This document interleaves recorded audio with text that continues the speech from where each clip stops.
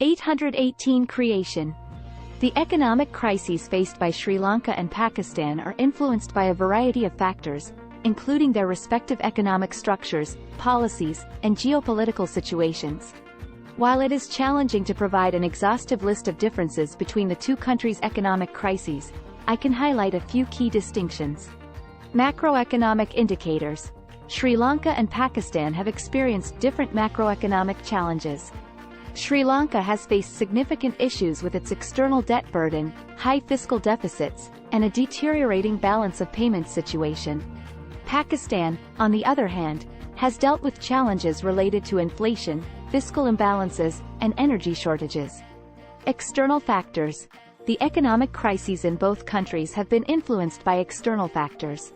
Sri Lanka heavily relies on external borrowing to finance its development projects, and its debt distress has been exacerbated by global economic conditions, such as rising interest rates and a decrease in foreign investments.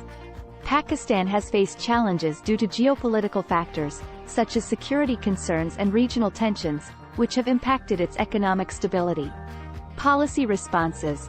The policy responses to economic crises have varied in Sri Lanka and Pakistan. Sri Lanka has sought financial assistance from international organizations like the International Monetary Fund, IMF, to stabilize its economy.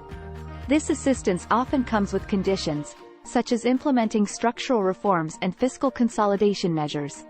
Pakistan has also engaged with the IMF and implemented reforms but has also sought support from friendly countries like China to address its economic challenges.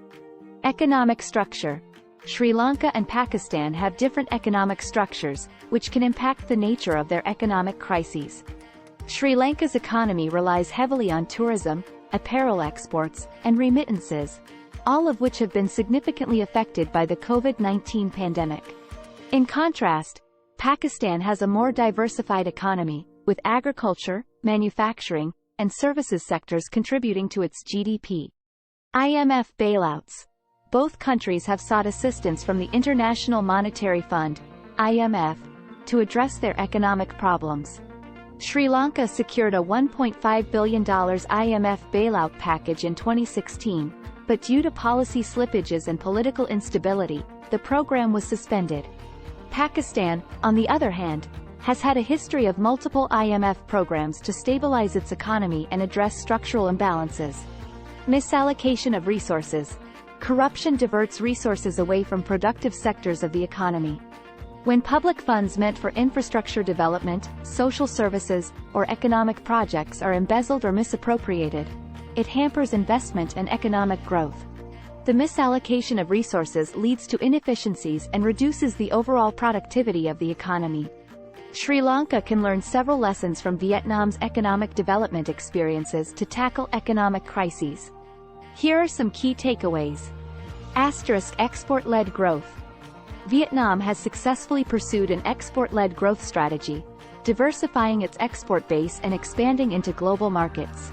Sri Lanka can learn from Vietnam's focus on developing competitive export sectors, promoting value-added products, and actively engaging in regional and global trade agreements. Market reforms and business environment. Vietnam's market-oriented reforms and improvements in the business environment have attracted foreign direct investment and spurred private sector development. Sri Lanka can draw lessons from Vietnam's efforts to streamline regulations, reduce administrative burdens, and enhance the ease of doing business to foster a more investor-friendly environment. Infrastructure development. Vietnam has prioritized infrastructure development as a key driver of economic growth. Sri Lanka can learn from Vietnam's successful investments in transportation networks, energy infrastructure, and digital connectivity. By improving its own infrastructure, Sri Lanka can attract investments, support economic activities, and enhance competitiveness. Human capital investment. Vietnam has made significant investments in education and skills development, resulting in a skilled workforce that supports its economic growth. Sri Lanka can focus on strengthening vocational training programs, aligning education with industry needs, and promoting lifelong learning to enhance the quality and productivity of its workforce. Sustainable development. Vietnam has placed increasing emphasis on sustainable development practices, including renewable energy, environmental protection, and sustainable agriculture. Sri Lanka can learn from Vietnam's experiences in transitioning to a greener economy, promoting sustainable practices, and mitigating environmental risks while fostering economic growth. Public-private partnerships. Vietnam has effectively utilized public-private partnerships, PPPs, to mobilize resources, improve service delivery, and implement infrastructure projects. Sri Lanka can explore the potential of PPPs to attract private sector investment, share risks, and accelerate infrastructure development. Resilience and adaptability. Vietnam has shown resilience and adaptability in navigating economic challenges, including recovering from the Asian financial crisis and adapting to changing global market dynamics.